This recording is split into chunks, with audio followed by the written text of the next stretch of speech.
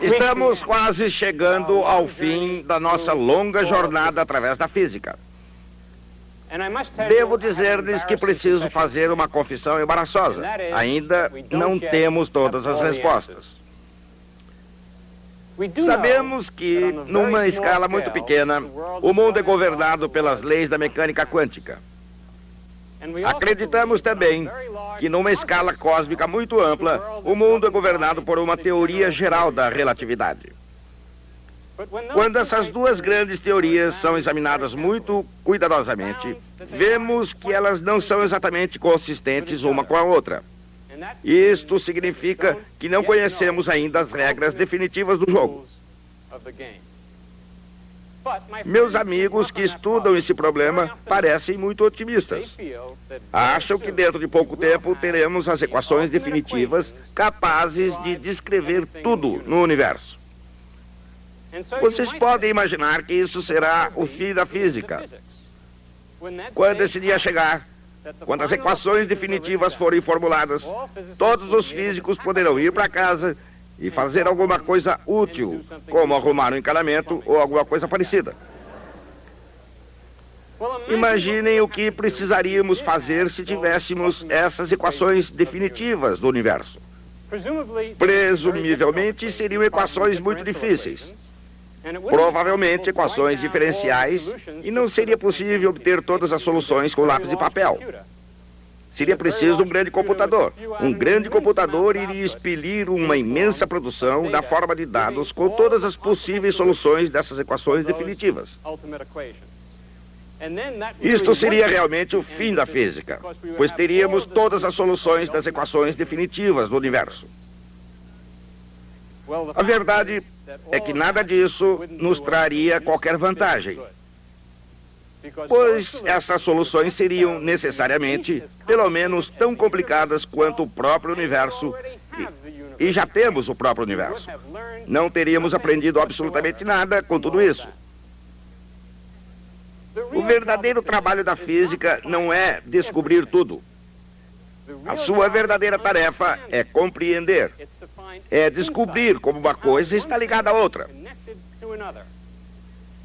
É desenvolver uma espécie de intuição treinada que nos permita compreender o que é importante e o que não é importante num determinado fenômeno. O que desejamos é saber por que as coisas funcionam de certa maneira. A maior parte do trabalho da física não é empregado na tentativa de descobrir como tudo funciona. De fato, é exatamente o oposto. É abstrair o simples do complicado. É fazer aproximações, estimativas, tentar desvendar complicações, a fim de atingir as características essenciais de um determinado fenômeno. Hoje, vamos fazer novamente um retrospecto e ver como tudo isso foi alcançado.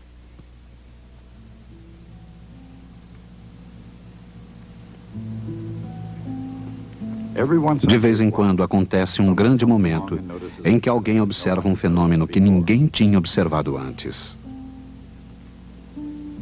Alguém pode ter observado, por exemplo, que os planetas do sistema solar obedecem a regras precisas e relativamente simples. Ou que as linhas espectrais do hidrogênio obedecem a uma fórmula simples com misteriosa precisão.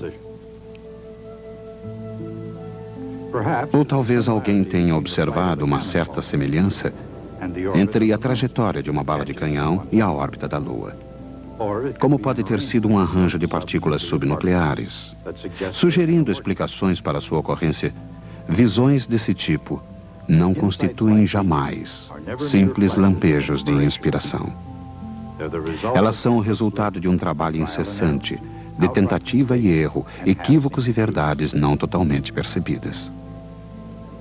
E muitas vezes, objeto de acirrada controvérsia em relação ao autor da descoberta. Mas existe algo que jamais é questionado. Uma vez descoberto um novo modelo, e uma vez que uma parte do universo é ligada à outra, a conexão jamais será esquecida. Esses eventos não constituem jamais o fim da história. Muitas vezes são apenas seu começo. Mas o que eles iniciam pode ser simplesmente revolucionário. A história do universo mecânico começou com uma revolução científica. Cansado da enorme complexidade da antiga astronomia, Copérnico tirou a Terra do centro do universo, colocando-a sob a influência do Sol. Quando a poeira assentou, o resultado foi uma nova visão do universo como máquina. Uma máquina extraordinariamente complicada, mas que obedecia a leis mecânicas precisas. Sabiamente ou não, esta ideia é a base silenciosa de todo o pensamento ocidental, da época de Newton até os nossos dias. Mas, ironicamente, nela já não creem os seus próprios inventores, os físicos. Assim, a história do universo mecânico acaba com a história de uma segunda revolução. Uma revolução ocorrida neste século, bastante fresca na memória e cuja poeira ainda não assentou.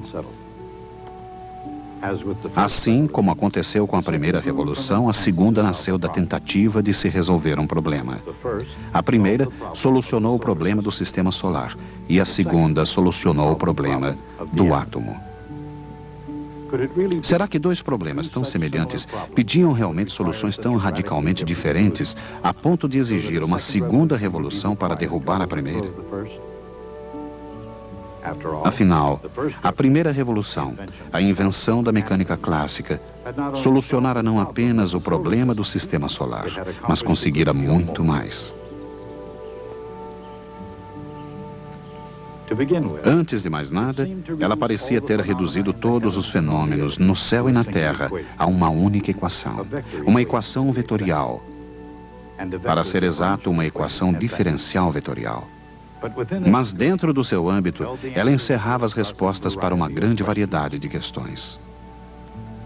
Qual o princípio da manutenção do tempo correto? Ou o segredo de seguir um curso infalível? Por que as ondas do oceano quebram na praia? E por que uma ponte resistente pode cair? Com respostas a questões como essas, a própria mecânica clássica parecia uma estrutura que jamais iria ruir por terra. Pelo contrário, ela deveria inspirar e orientar a exploração de novos campos.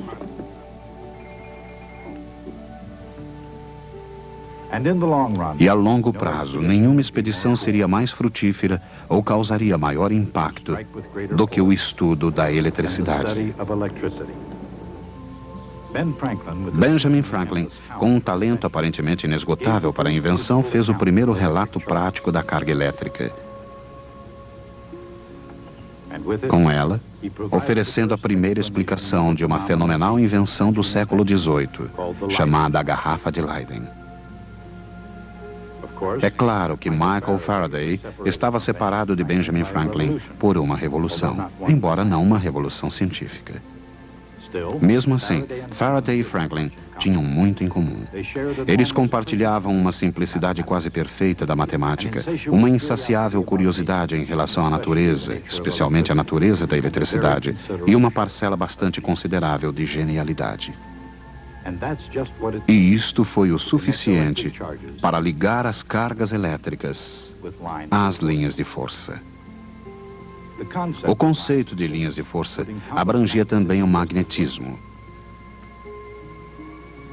E quando Michael Faraday se confrontou com a questão de como o magnetismo poderia ser usado para produzir a eletricidade, sua resposta, a indução eletromagnética, colocaria o mundo num estado constante de fluxo inconstante. Ninguém entendeu melhor o significado de variação de fluxo do que James Clerk Maxwell. Maxwell tinha um segredo e um dilema. O segredo era que, escondida nas forças entre as cargas elétricas e a força magnética entre as correntes elétricas, nada menos que a velocidade da luz esperava o momento de ser descoberta. O dilema era que, apesar de toda a elegância e força das leis da eletricidade e do magnetismo, as leis de Gauss, Ampère e Faraday, alguma coisa estava faltando. Quando James Clerk Maxwell forneceu a peça que faltava, a ideia de que a variação do fluxo elétrico produziria um campo magnético, Ele iluminou não apenas todo o espectro eletromagnético, mas também havia concluído a ciência da eletricidade e do magnetismo. Foi uma conquista capaz de rivalizar com a invenção de Isaac Newton da própria mecânica clássica. Ao se aproximar o fim do século XIX, a mecânica clássica de Newton e a teoria eletromagnética de Maxwell pareciam os fundamentos de um edifício da física que ficaria de pé para sempre. Mas esse para sempre não iria durar muito. O que poderia estar faltando? Apenas uns poucos detalhes que não se encaixavam no quadro geral. Por exemplo, Albert Michelson havia desenvolvido um notável dispositivo para medir o movimento da Terra. Estudando os desvios nas franjas da luz, tudo o que se podia esperar era uma pequena alteração na imagem. Mas quando Michelson girou seu interferômetro no éter, em vez da pequena alteração esperada, simplesmente não houve qualquer alteração.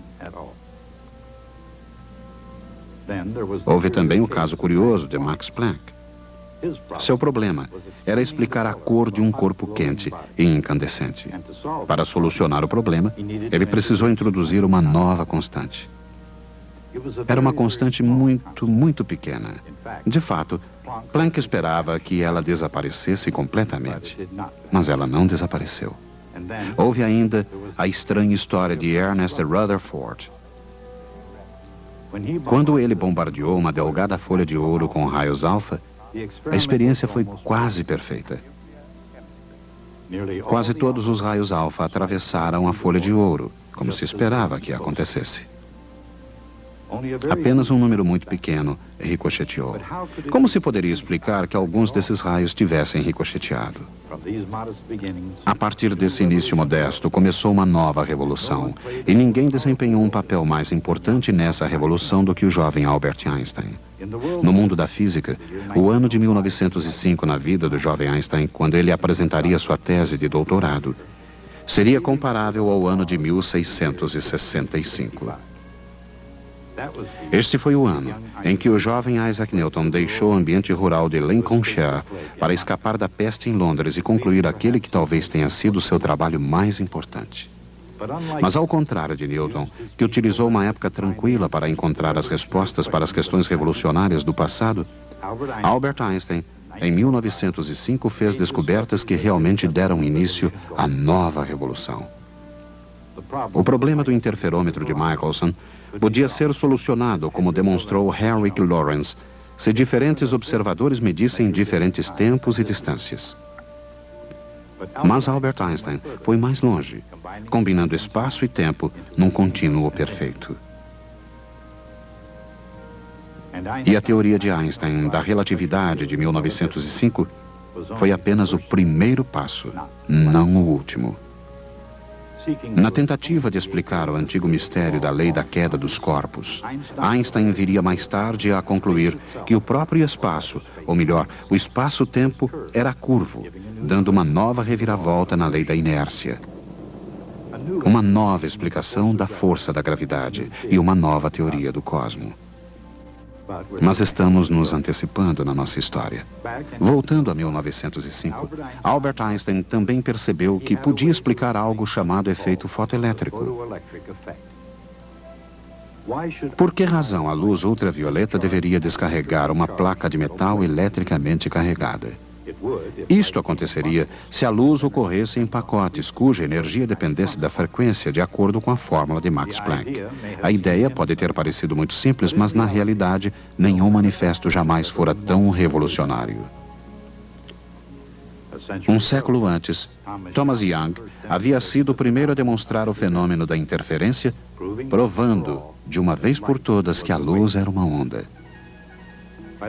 Em fins do século XIX, a teoria de Maxwell explicara o funcionamento disso tudo, à medida em que as cargas elétricas produzem ondas de luz que se propagam no vazio.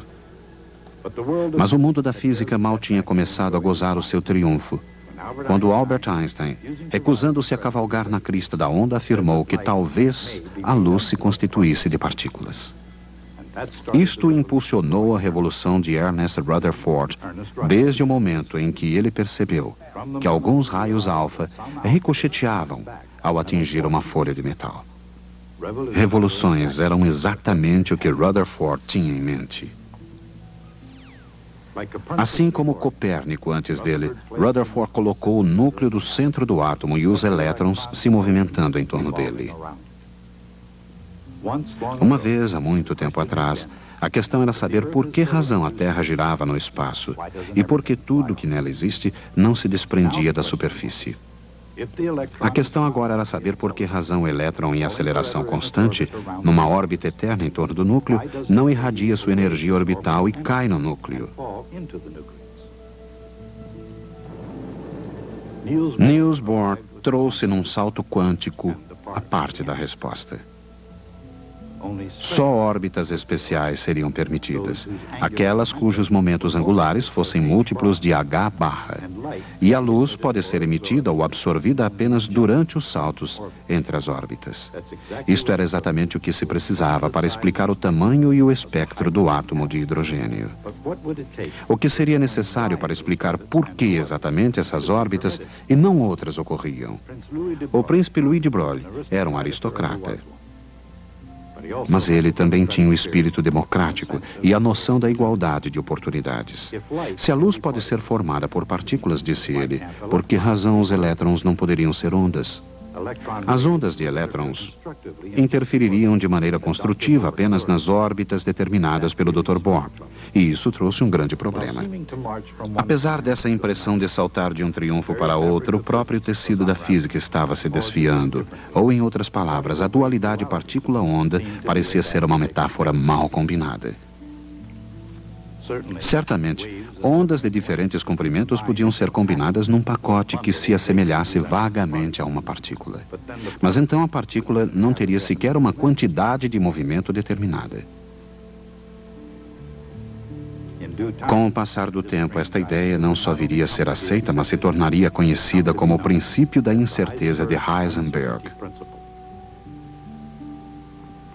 O princípio do professor Heisenberg descrevia em termos gerais as novas leis da física. Os detalhes poderiam ser encontrados com a resolução de uma nova equação, oferecida por Erwin Schrödinger. E quando essa equação foi solucionada, ela ofereceu uma imagem do átomo que ultrapassava o imaginado por Niels Bohr.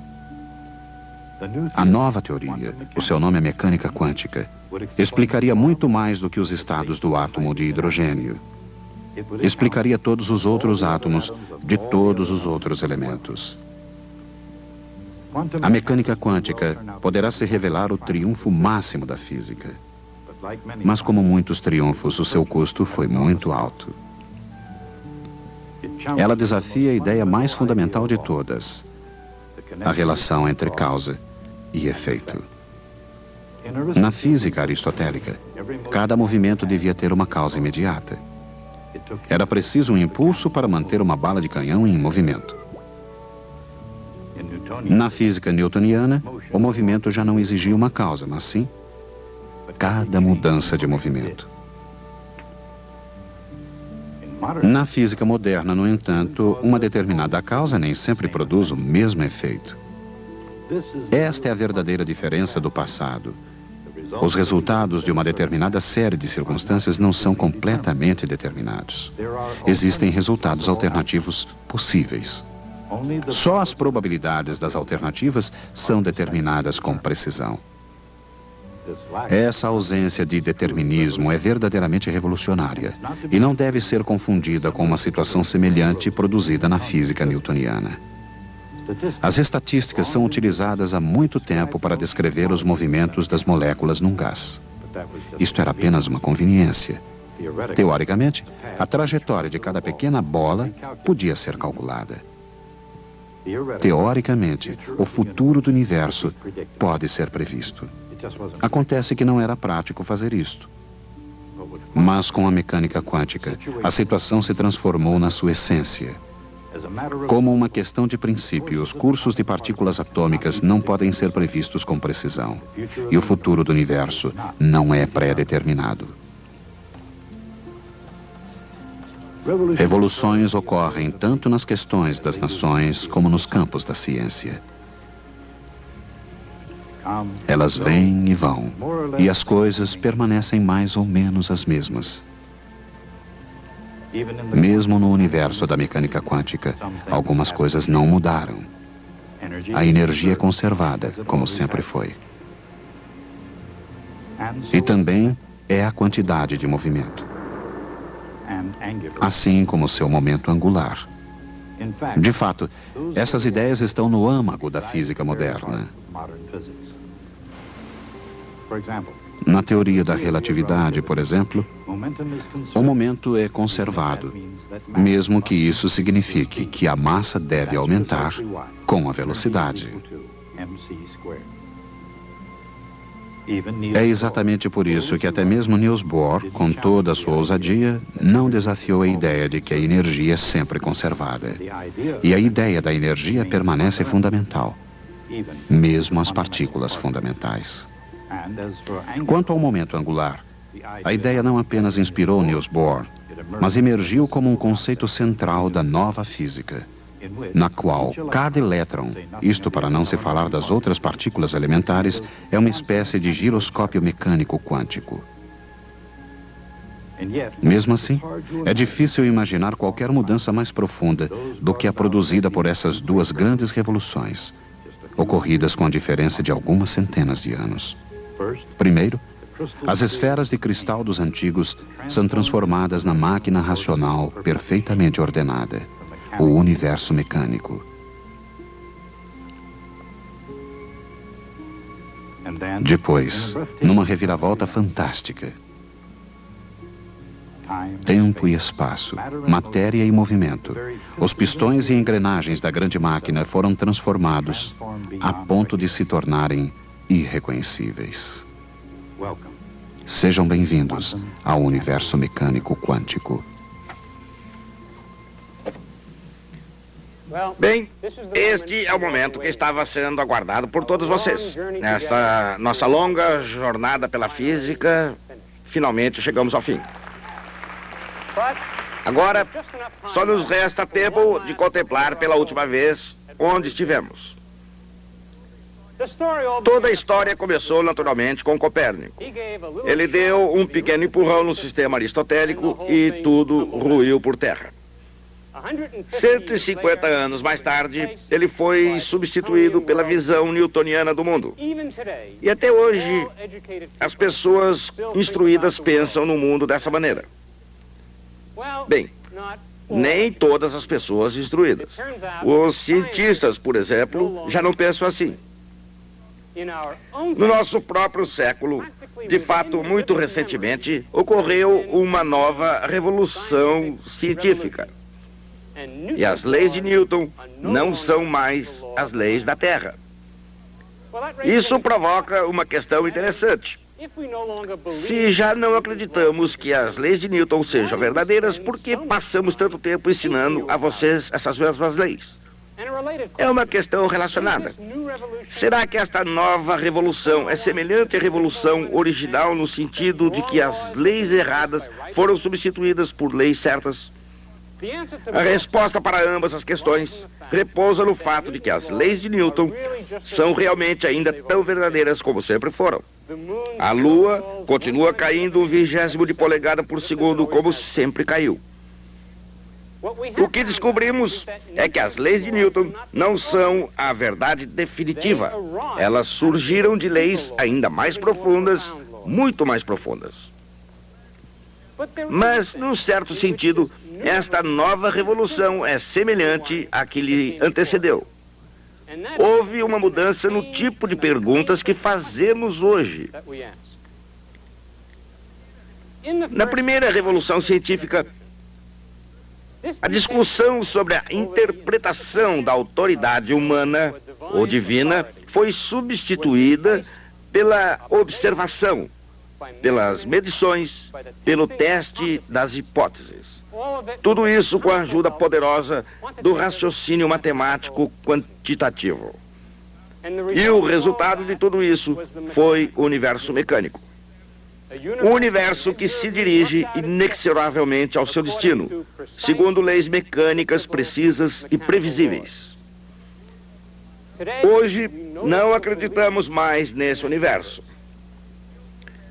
Se eu souber a posição precisa de alguma partícula, num determinado instante de tempo, não posso ter a menor ideia de para onde e com que velocidade está indo. Não faz a menor diferença dizer, tudo bem, você não sabe onde ela está indo, mas para onde ela está indo realmente? Esta é exatamente o tipo de pergunta que não faz sentido do ponto de vista científico. Esta é a natureza do mundo em que vivemos. Este é um universo mecânico quântico. Desta vez, não posso dizer mais até a próxima. Hoje o que posso dizer é adeus e boa sorte.